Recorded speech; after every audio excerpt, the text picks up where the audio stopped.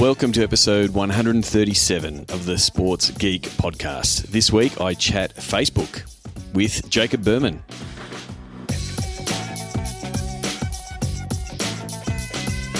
Welcome to the Sports Geek podcast, the podcast built for sports digital and sports business professionals. And now, here's your host who retired with a softball batting average of 1,000, Sean Callanan.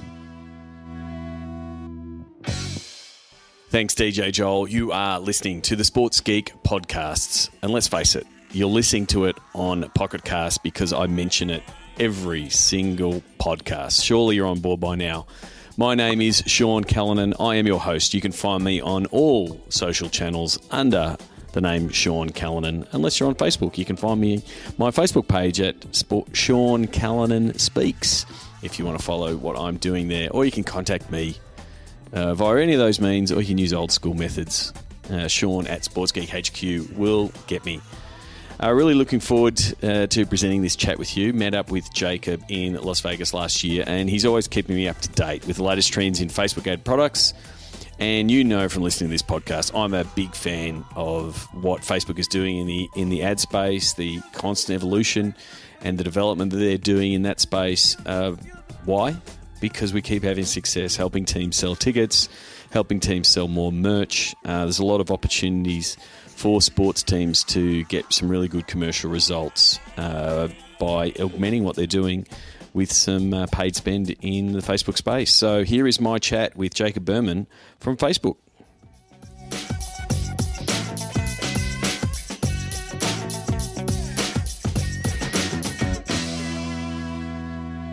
Very happy to welcome Jacob Berman from the Global Marketing Solutions teams out of Austin, Texas for Facebook. Welcome to the Sports Geek podcast, Jacob. Hey, Sean. Thanks for having me. I'm excited to be here. Well, first of all, describe your role at Facebook and how you came to be working at Facebook out of Austin. Most people think of Facebook and think of Silicon Valley. You're based out of Austin. Tell us a little bit about your role and how you got there. Yeah, for sure. So I've been in the entertainment space for about 7 years now. I was working at Viacom, or better known as MTV Networks, for a couple years. And all of my experience has been focused on digital advertising. So after MTV, I was at an ad network. So I got to see kind of the programmatic buying side of things. And then more recently, almost 3 years now here at Facebook, working primarily with sports teams. And really my main role is to partner with teams, and you can think of me as kind of a strategic partner to understand their business objectives and pair our ad solutions that we built out so that they are being able to drive their business forward. So that leads in a good position of, the sports market. So what is the sports market looking for, and the solutions they're looking for from Facebook, and sort of how does it plug into the ad solutions that Facebook is offering and continues to evolve? Yeah. So I think just from an engagement perspective, I think sports really, they have the power to build and connect communities, and we do that here at Facebook as well. So we work really hard to bring together a community of these sports fans. I think we have around 650 million people who are connected to at least one sports page. It was interesting. Chris Harris, I was listening to one of your past podcasts from Arsenal, was talking about the importance of storytelling. And I think teams can definitely take advantage of that on Facebook and Instagram because fans can discover rich and immersive video that brings them closer to the sports and athletes and teams that they love. Some innovations that we've made with Facebook Live and Facebook 360 video, giving fans access to the action, taking them behind the field or taking them on the field in the locker room, inviting them to interact directly with their favorite players. This is something really important to teams and to sports fans. So a couple activations that I wanted to mention that I think were really interesting. Before his race in Rio, Michael Phelps used Facebook Live to answer questions from fans and confirm his retirement from competitive swimming. I thought that was pretty cool. After the Cleveland Cavaliers captured their first ever NBA title in June, the team went live from its locker room, allowing fans to virtually celebrate with LeBron James and his team. You could taste the champagne. Yeah.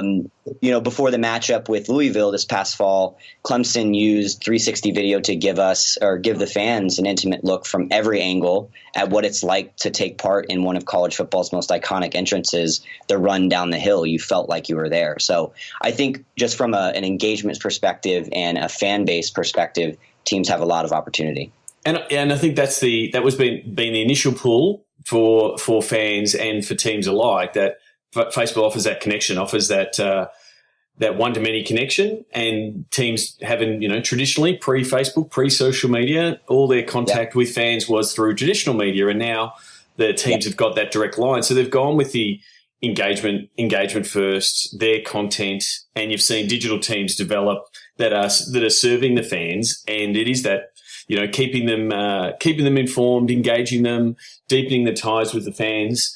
And then now I guess the next piece is they're building these fan bases, and they're looking to how do they get commercial results out of them, whether that be, one of the phrases we use in the podcast is the cheeks and the seats. How do they get people into the stadium? How do they sell more merchandise? How do they get more data so they can start communicating with their fans on different levels via email? And that's where you're starting to work with more. That's where you're working with teams on to get some more of those commercial results out of their efforts from Facebook. Definitely. And I want to expand a little bit on that as well. I think historically, as you mentioned, teams have gotten used to having a built-in ecosystem of fans. More recently, I don't think that's been the case. It's become a bit of a challenge. Mm-hmm. A big part of this new challenge is the fact that fans are spending, a lot of time on their mobile phone. 1 in 5 minutes on mobile is spent with Facebook and Instagram, actually. Yep. And people are getting inundated with brands trying to market to them. I think teams are having to work harder to reach their fans and getting them to convert. And this means as a whole, teams need to have a really thought out strategy for what they're doing.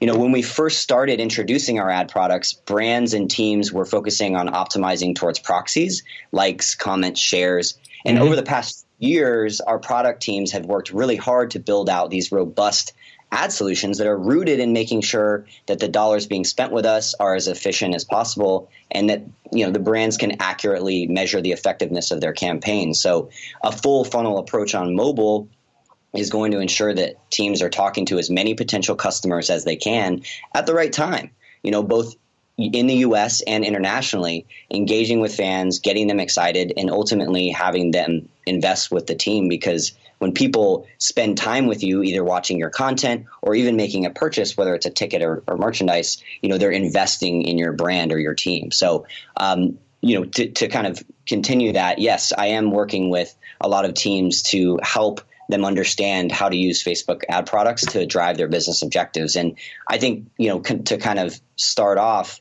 a good segue or a good use of using Facebook ad solutions really starts with kind of the organic content strategy. Yep. If we talk about organic content and paid marketing, they kind of go hand in hand.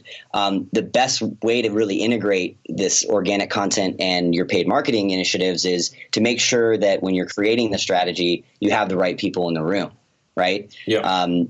People handling things on the marketing side or the paid advertising side of the business need to be working hand in hand with the organic content team. A third group I would say to include in those discussions would also be like the analytics and measurement, because the way people engage with your content ultimately can inform how you should market your paid initiatives and vice versa.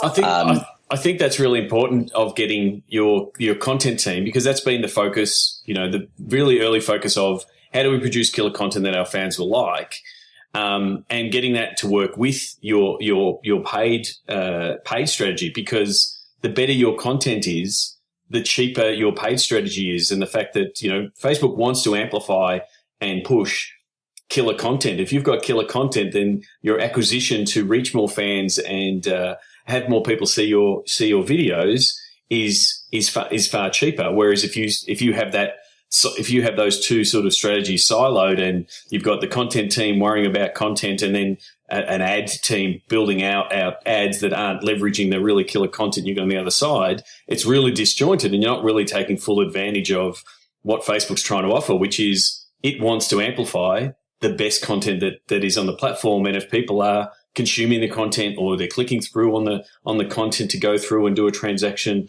on the other side, that's exactly what they want. So it has to be hand in hand. And if it's completely separated, you will be paying overs for that separation because you haven't integrated it. Yeah, and also too, we as marketers kind of, when we think about them in two separate ways, when people see ads or posts within their feed, they don't see the difference, or they should ideally. So if you have this amazing content that also has some sort of paid initiative behind it that's engaging and you're targeting the right people, it's going to be a lot more relevant for that person, and that person will kind of not necessarily see the difference, which is hopefully what we would strive for, because we want that content, regardless if it's an ad or just a regular post, to be valuable to that person. Yeah, and that's pretty much, a lot of the discussion I had with Dennis Yu and the stuff that they've done with the Golden State Warriors, in that, they're pushing out this great video content, and then that video content is being amplified and the fans love it, but then it starts creating these audiences that you can go back to whether it be sell ticketing or merch, and start building out these audiences. And that's where the killer content is driving the extended strategy of what you're trying to do. Yeah, definitely. And also a great example of this recently is actually with Team Canada. For the Olympics, Team Canada unveiled their official team gear using Facebook Live. They live streamed the fashion show event, which went out to all of their page fans, and then followed up with people who had watched the video with ads prompting them to then buy the merchandise that was displayed in the video. So it's a great example of marrying kind of this, awesome content that you have with a paid marketing initiative. And, everyone is kind of happy in that situation. And I think the good thing about doing things like that Team Canada did with the live is to get your content team to understand these audiences that are getting built. So, recently, from the audiences side of the Facebook ad product, you can build out these audiences based on data you might load in and those kind of things, and people who visit your website. But now they're doing more. There's more available on page engagement. So you can say how many people watched that video, how many people watched 50% of that video, and it gives you a really good idea of who's watching our video, but potentially to start opening your content team, your digital team's eyes to, well, these are the audience that we're building and we're engaging. And then the marketers understand that. They understand these buckets of fans and these audiences that could potentially be ripe for purchasing a ticket, purchasing the new kit that got launched, as you just described there. And that's the thing. You don't you don't have to be paying anything to get these audiences, and it's super valuable for, like you said, the analytics guys, the analytics team, to look into the data and say, oh, there's a really big opportunity here. We've got people that are highly engaged, that live in the local market, that are engaging with our video. What should we be doing? What should we be doing with that? How can we use that in our paid strategy? So it's really on the content team to be building out these audiences, because that's where the power is. Yeah, and I would also say we now give you the ability to retarget people who have opened a Canvas ad and also a lead ad. So, expanding kind of on what you mentioned in terms of creating audiences of people who've watched the video, I think we are giving brands more opportunities to re-engage with customers that are interested in what the brand has to offer. So you spoke there a little bit about Canvas ads and lead ads, and it's part of the extension and the ever-evolving extension of the Facebook ad platform. Lead ads allow you to effectively have a data capture page inside Facebook. The fans just click on the ad and it pops up and asks for their whatever details you ask for.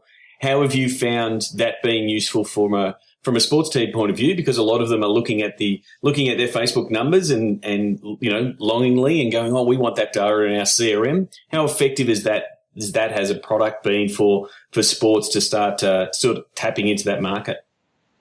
Yeah, it's a great question. We've actually seen some teams start to adopt the lead ads and see a lot of success.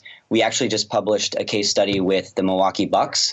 They were wanting to boost sales of full season and half season ticket packages. So they aimed to collect that fan information and encourage people to learn more about and eventually purchase a ticket package. For most of these teams, garnering leads is a bit tough. And if you can make that sign up process as seamless as possible, people are going to give you their, submit their information a bit easier. So with lead ads, it makes it super seamless. And a lot of teams will follow up. They'll have a sales team that follows up with these people.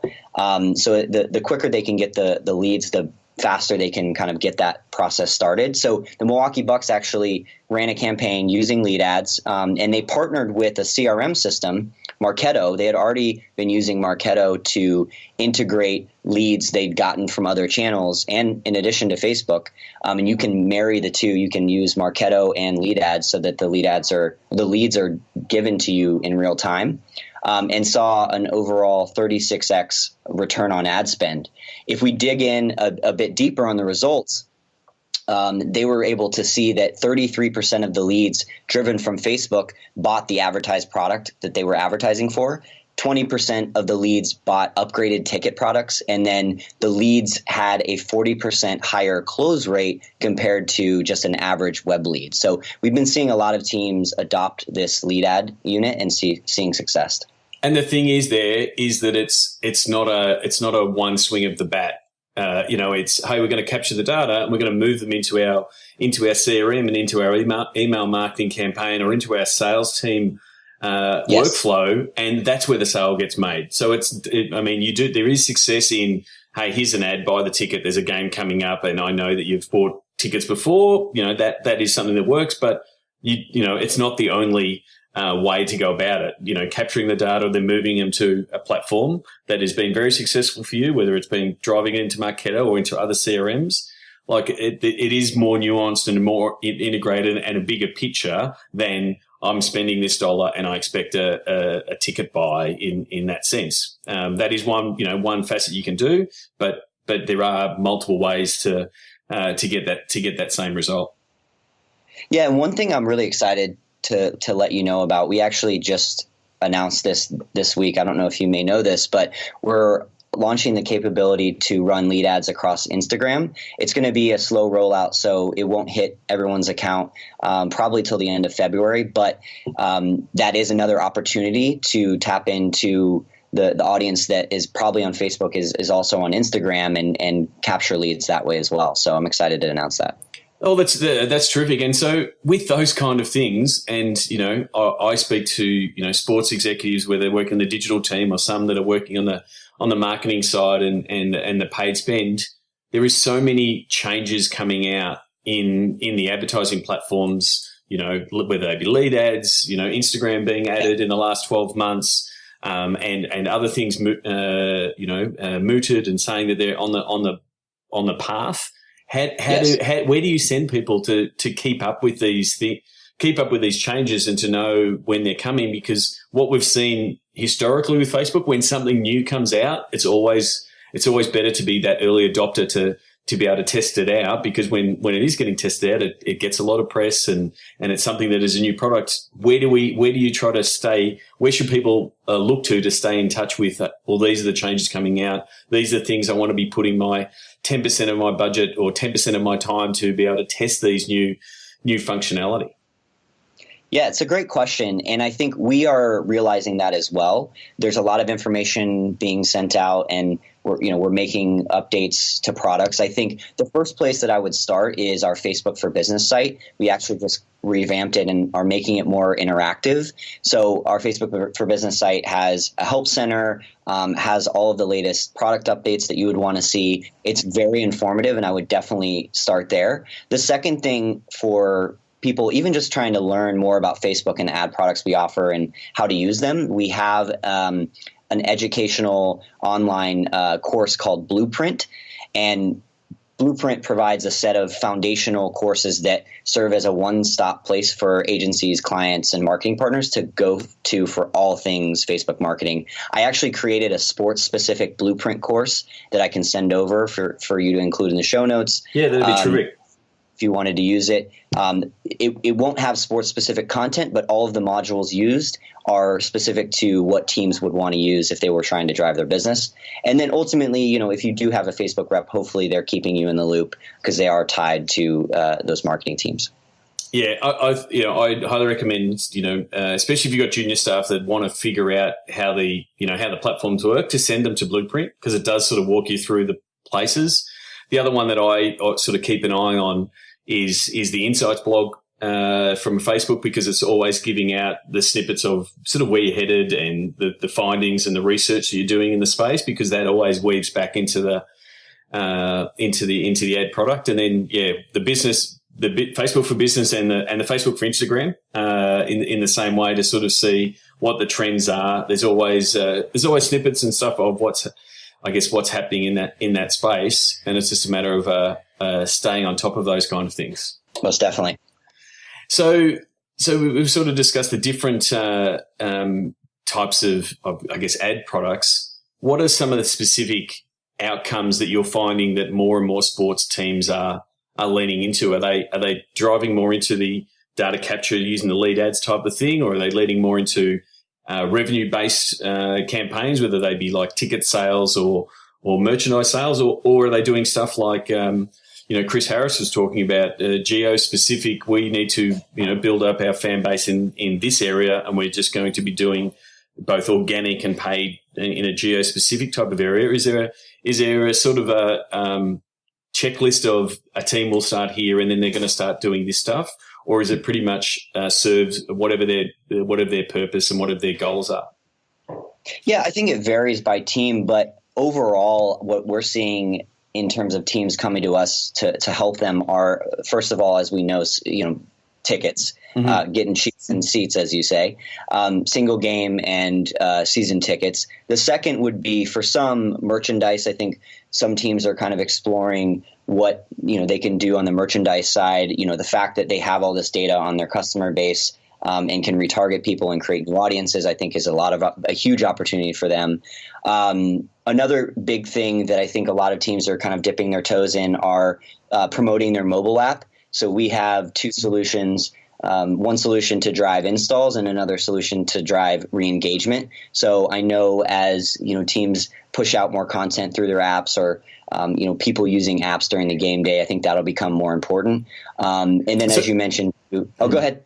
Yeah, so with the app thing, and when I get into full geek mode and people ask me about how do I promote an app, the key thing for that is to get the integration into the app so it can be tracked all the way through. So it takes a little bit of talking to your devs, and again, it's in the developer, it's in the developer side of the Facebook infrastructure and documentation. But it's in the same way that you can have Facebook pixels on your website, you've got to have the Facebook integration into your app, so Facebook can track that someone clicked on the ad and they end up in the app.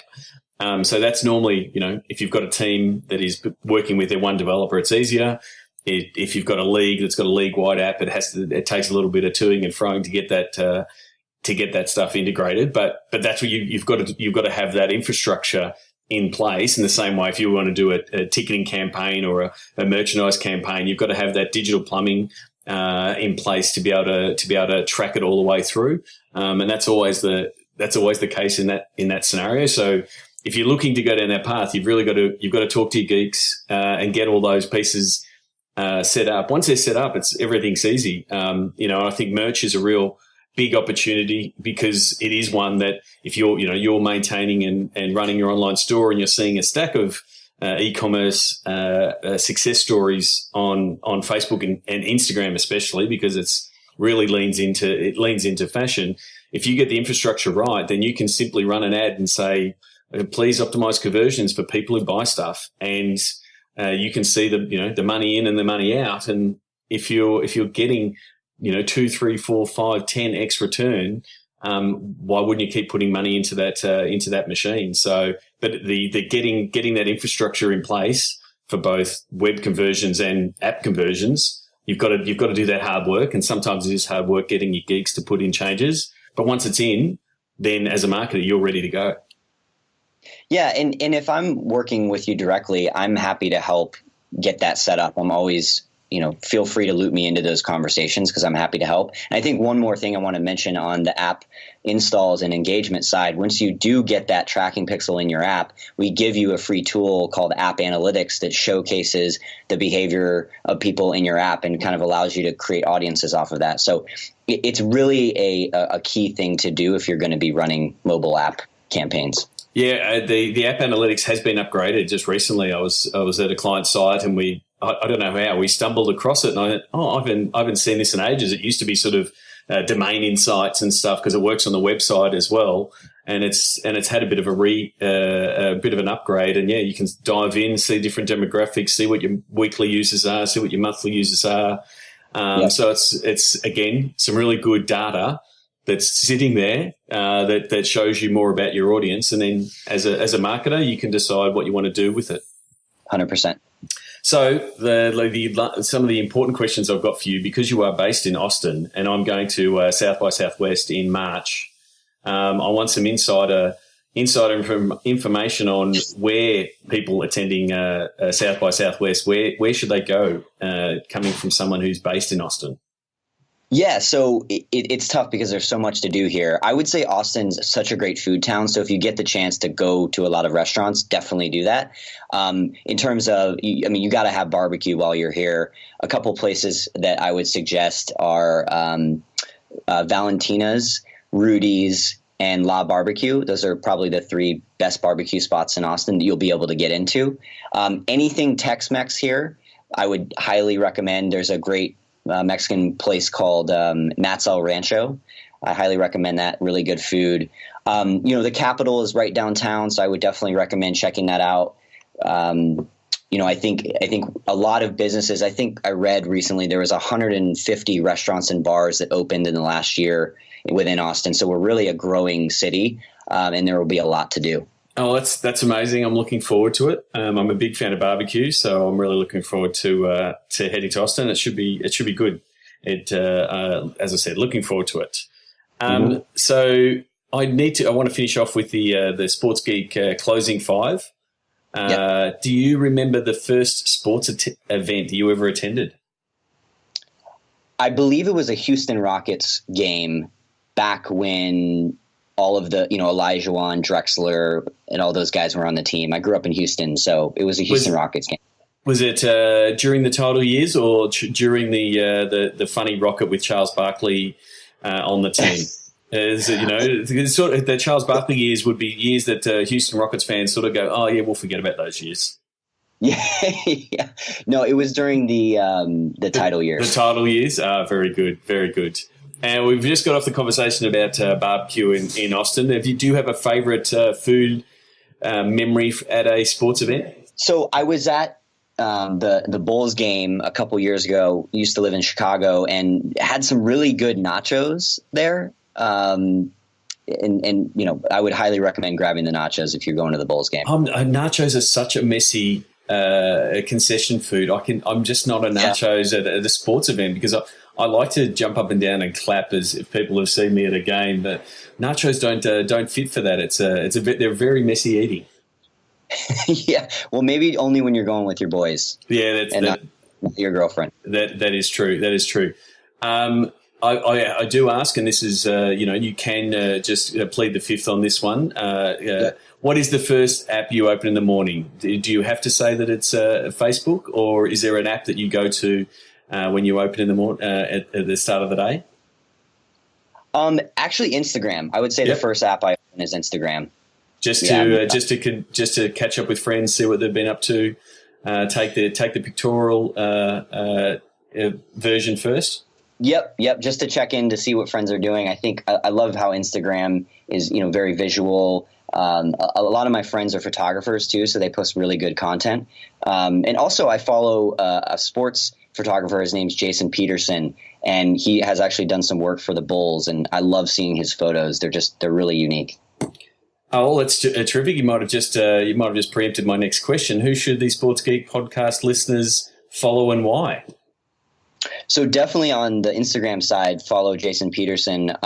In terms of just in general, I would say Gary Vaynerchuk. Yep. He has, I'm sure you follow him already, but he has VaynerMedia and Vayner Sports, and is just very forward thinking in how the industry is going. So I would say Gary Vaynerchuk, and then also Dennis Yu. Dennis has been doing marketing for years and has some really amazing insights across all different platforms. So I really enjoy his content as well. I wholly endorse both of those.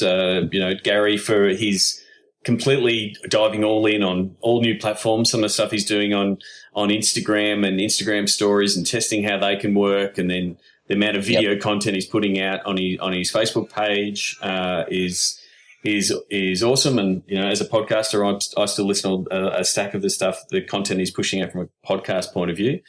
Again, what is your Kevin Durant style? What is your social media platform that's your MVP? I would say Instagram, but I'm actually going to say Messenger, because I use Messenger a lot to connect with friends. You can send payments, you can call Uber. So I would say Messenger, so I'm not saying Instagram again. No, that's terrific. Thank you very much, Jacob, for coming on the podcast. Where can people find you on the internet if they want to reach out and say hello? Yeah, if you want to just hit me up on Facebook or LinkedIn, that would probably be the best place. All right. Well, I'll leave a link to your social channels on the show notes. Thank you very much for coming on the show. I look forward to catching up in March when I'm in your part of the world. Yeah, thanks for having me on, Sean. I really appreciate it. I had a great time.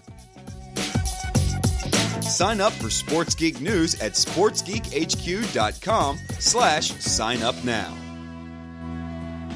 Thanks again to Jacob Berman, a.k.a. 33 Berman, in the Sports Biz Slack.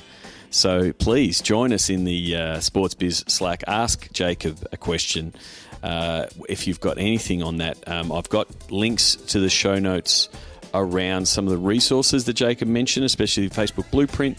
There'll be a special one there with a special token that can get you in, do some of the training, and it is something that you've got to set some time aside for to understand at least the basics. I've spoken about it before. Make sure you're capturing your data. Make sure you've got your pixels installed. Make sure your CRM and the data, you can validate it against Facebook. It's really valuable to begin with, and then you can start scratching the surface. But understanding and rolling out campaigns and understanding the ad products is I was about to say almost, it is a full-time job. So just expecting someone in your digital team to do it or someone in your marketing team to do it, don't underestimate the amount of work in understanding how all the platforms hang together. But as Jacob said, there is a stack of resources available to you, but you have to put in the time to understand how to use the platform. So I'd love to hear how you're pushing the envelope with your content, your campaigns, and how you're using Facebook ads to augment that. If so, how? Send me a tweet at Sean Callanan, or join in the discussion on the digital channel in the Sports Biz Slack community. If you're not part of the Sports Biz Slack community and you do listen to this podcast and you have been listening over the last year, you should be feeling FOMO. So please sign up. Go to sportsgeekhq.com/Slack. We recently exploded past 700 sports executives. The conversation and chatter that's happening is a lot. I'm opening up, here I am on a Friday morning recording this outro, and I'm looking at all the channels. There's 19 channels overall. There's some chatter happening in the campaigns channel. There's some strong chatter happening in the esports channel with a recent announcement that the NBA is going to have its own esports league with NBA 2K. The intros channels are always bubbling over, learning and meeting new people that are joining. Jobs channel's getting a bit more traction, so if you're looking for a job, jump in there. Reading is always good, people sharing different things that they're reading, and there is still a lot of people talking about what barbecue venues they're going to turn up to at South by Southwest, and luckily we have got Jacob in there as a local, knows the Austin scene, so he will be helping us out and finding out the best place to go. So sportsgeekhq.com/Slack to sign up. But if you have signed up, if you're one of the 700 and you feel like I haven't got back into it, my best advice is to use Slack on your phone. To sign in, if you've already signed in before, just go to sportsbiz.slack.com, log in. If you forgot your password or you forgot what email you've used, please just send me an email. I'll help you get sorted. But it's something that I check in on daily, sort of when I'm looking getting my coffee or even walking home, seeing what people are saying, and it's been a really good resource for me overall in the content that I read. So I'm getting a lot from you in the community. So if you're part of the Sports Biz Slack community, thank you very much. And also thank you very much for the feedback that we've been getting on our Instagram game lately. If you're following us on Instagram, Sports Geek HQ on Insta, or my account, Sean Callanan, I've made a concerted effort as one of my content goals to really up my Instagram game in 2017. And so we've given it a really big push to start, both in January and in February. Big thanks to Jolly, who's working behind the scenes and pulling together a lot of that content. But if you want to see quotes from podcast guests, some of your podcast reviews, some of my quotes, some of my keynote quips and slides, then please join me on Instagram, Sports Geek HQ, or at Sean Callanan. And if you're not one of those automated message bots that just leave random comments, please, I will respond to actual people. I will not respond to robots. Last thing before I wrap up this podcast, if you are in Melbourne, I want to talk about a new event series that I'm starting up with Steve Ellis as part of Chunky Media. It's a chunky event, and it is looking to connect and network and bring the digital marketing, e-commerce, retail, people that we're working with in the chunky media space outside of the world of sport. Just have some really good conversations and discussions around what's working in marketing, what's working in digital, those kind of things. We've got our first event is on March 2 at the arena at the NAB building at Docklands. And we've got a great panel. We've got 2 panelists so far looking at the moment and about to lock in and announce a third one. With Claire Smith from Roadshow and Faisal from Optus, head of digital at Optus. So it'll be a good discussion on what's working at the enterprise level from a digital point of view. So if you are in Melbourne and you have been listening to the podcast and you've been to some of my events before, whether it be sports business events or Twitter brekkies and those kind of things back in the day, please go to digitalbusinessevents.com.au and register. It's a free ticket. You'll meet some smart people. You'll hear some smart people on the panel, and I promise that you'll get value out of it. So I really do appreciate all the support that I do get from both listeners and people who follow. So love to see you there. Until next episode, my name is Sean Callanan from Sports Geek, and you've been listening to the Sports Geek podcast. Like the Sports Geek podcast? Find us on facebook.com/sportsgeek. Check out which teams work with Sports Geek at sportsgeekhq.com/clients. Please leave a review on iTunes. Go to sportsgeekhq.com/iTunes. Thanks for listening to the Sports Geek podcast.